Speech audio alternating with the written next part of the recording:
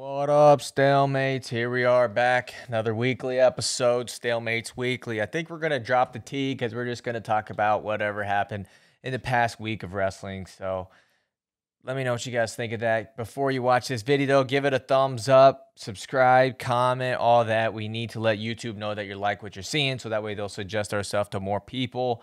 I don't want to keep harping on it. Just freaking do it. Let's get into it today. But before we do that, we got a new sponsor. We got a good one. I like this one. I've had people reach out trying to do sponsorships and stuff. And at first I said, yes, yes, yes. I do it all. But then I thought, if I don't really like it, if I don't really believe in it, this and that, obviously that whole spiel, right? I'm not going to do it because when you make a good piece of content and you go back and do it, you're like, man, that just doesn't really sound like me.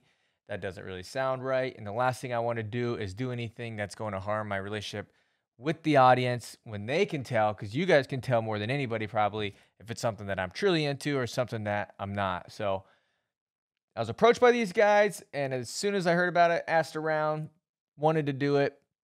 Iron Sharpens Iron Team Camp this summer, June 22nd through June 25th at the Bien venue, Cedar Falls, Iowa, and July 13th through July 16th at the Bien venue, Cedar Falls, Iowa. 2021 Iron Sharpens Iron Team Camp. Iron Sharpens Iron is unlike any camp you have ever experienced before, bringing in the best technicians in the world. Wrestlers will stretch themselves from tough to tougher while still having a blast. As the biggest K through 12 wrestling camp in the country, ISI offers students the opportunity to be equally matched with other wrestlers from all over, offering the best opportunity for growth. Your camp experience can be shaped to be exactly what you want it to be, with additional optional training sessions, affordable meal and lodging plans, and fun nightly activities.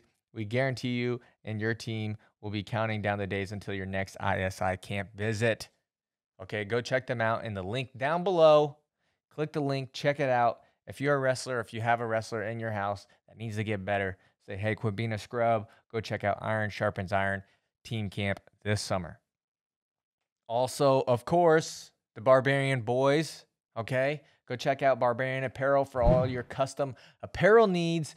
Josh will take care of you all the way out in Cincinnati. Doesn't matter where you live, though. If you live in Arkansas, Pennsylvania, Texas, Colorado, Illinois, Iowa, Ohio, doesn't matter. Barbarian Apparel will take care of you and your team, get you looking fresh. They take care of us. They send us all their new stuff. They send us anything we want for. Josh hooks it up, so we appreciate Barbarian Apparel.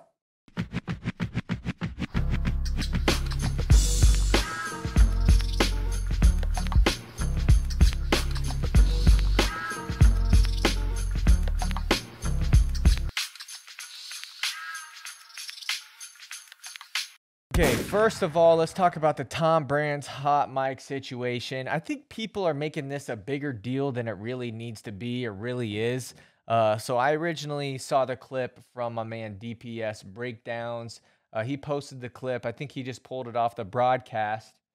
He just pulled it off the Big Ten broadcast, and people were no, I don't know if people must not have caught it when it originally happened because there really wasn't a lot of talk. And so then DPS posts it. And I watch, I'm like, this is hilarious. And so, I know how social media works. I think it's something like 80% of people who watch videos on social media, they do not watch it with the sound. So I want to grow our Instagram. And so I know that if you add subtitles to your videos, it does a lot better.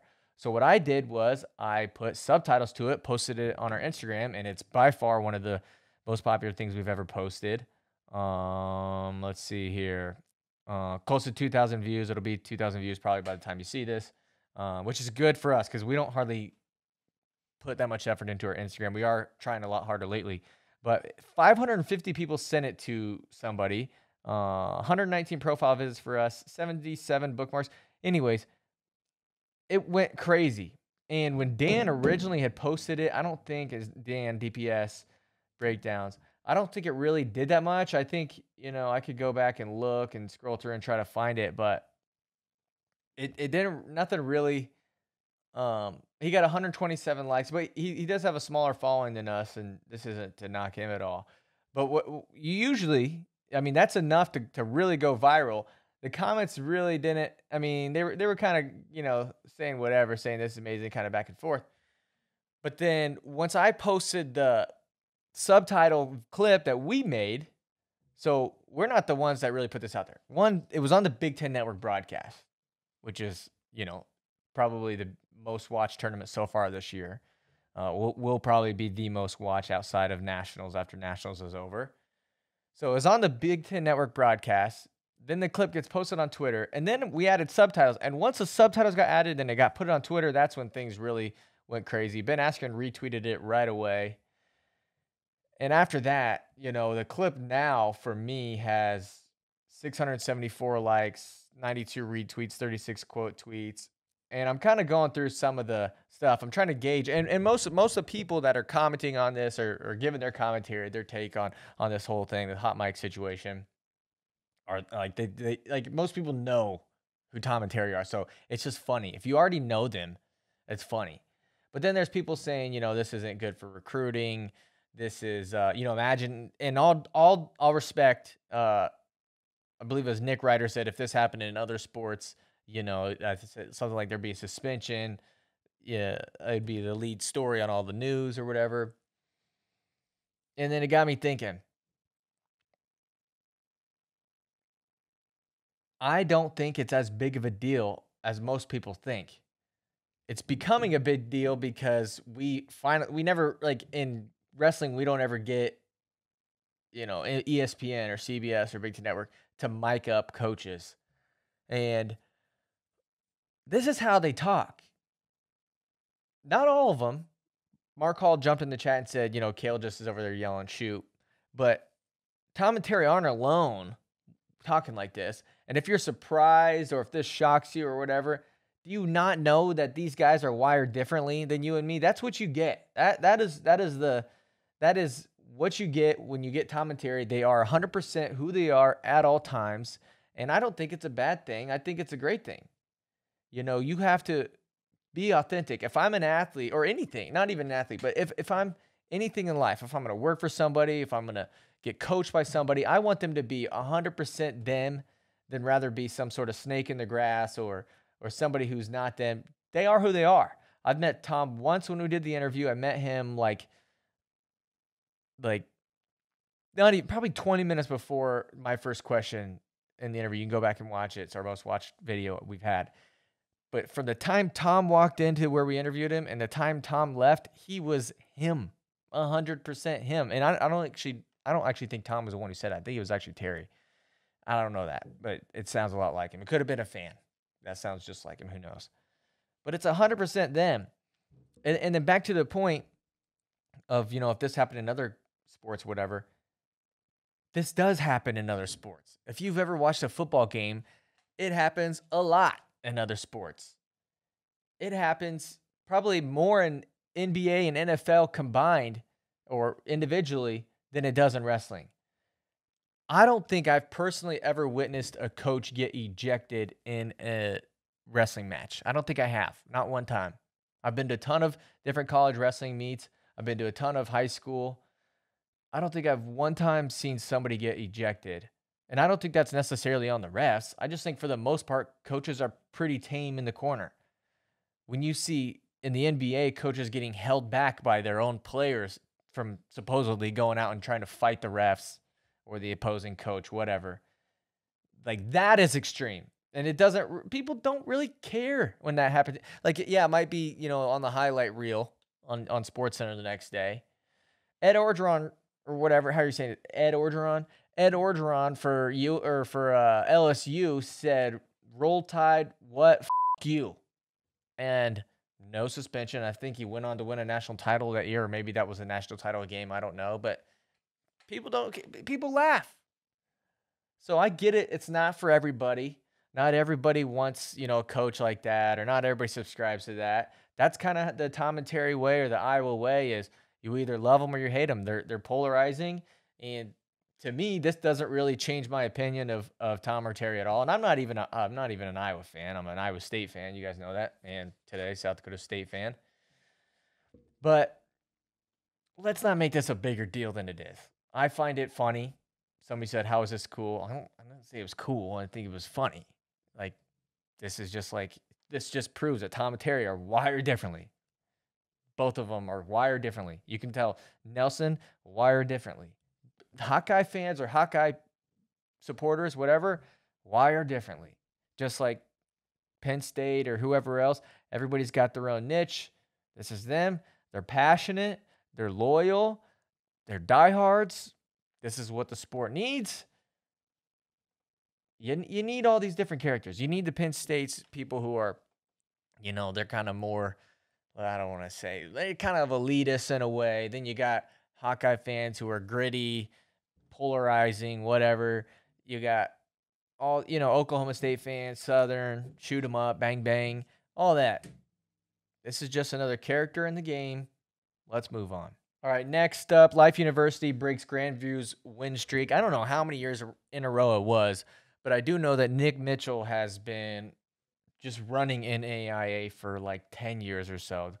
And when the first session ended, Life University was in first, and it was kind of one of those things like if you like even at D1 level, after session one, there's some funky team placements, but then as things kind of shake out, things kind of, they go away, they kind of mold into how they should be, I guess. But then, after session, Life University's there, and towards the end, it started to become a real reality. And I'm texting I got a lot of friends that go to Grandview or went to Grandview, and I'm like, hey, Omi's coming. Omi's coming. And sure enough, after the final match, the finals, whatever it's called, 285, Grandview had a chance. I think they had a pin to win or tech fall at least to tie, or I don't know. So it was within range. And it was a Rapski. Omi did it. Omi was one of the first coaches that we had on, or the first head coach that we had on our show. And this guy's got it. And this is just also kind of a compliment to Grandview and Nick Mitchell for how much they've raised the bar throughout the years. Omi's a product of him. This feels, Nick Saban-esque with, Kirby Smart and Dabo or whoever else is under that tree. I don't exactly know football as much as I know wrestling, but this feels a little bit of apprentice-esque. And, I'm curious to see what Nick Mitchell does from here. I'm sure he's, by any means, as far as I know, everything I've heard about this guy, he's competitive. And I'm sure he's going to come back swinging even harder next year. Grandview's not going anywhere. And what Life has built, if you couple up Life University with the South and how Georgia wrestling is doing and everything that they're doing in the South, this is good for the sport. They're down there in Atlanta, and they're going to put wrestling on the map for a lot of kids down there. And I love to see it. Check out this video that I saw on Omi Acosta's Facebook, and check this out. It's pretty cool to see. Tiara Massimillo! And our coaches, Dustin Bailey, Paul Mannion, and the coaches, our training, Tatiana Warman, and Mr. 305, Omi!